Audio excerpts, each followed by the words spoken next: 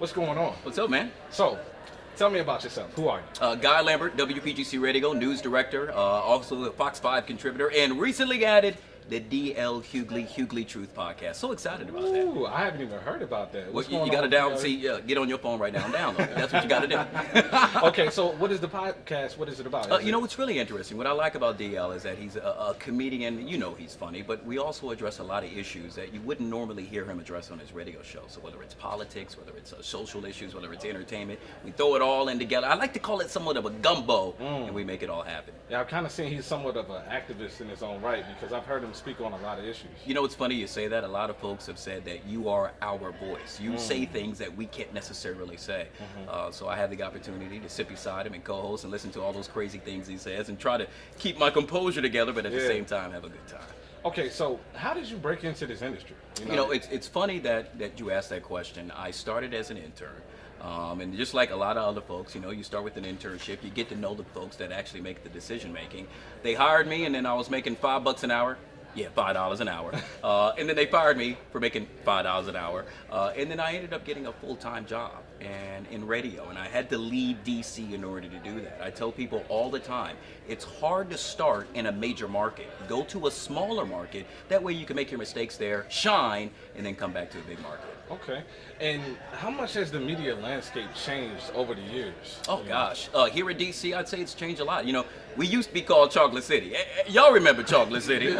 We are no longer Chocolate City. We're really an international city. So with regard to the content that you convey, with regard to what you're trying to get across day in and day out, that's changed as well. Whereas before I might focus on just things that cater to us, now I focus on things that cater to everyone.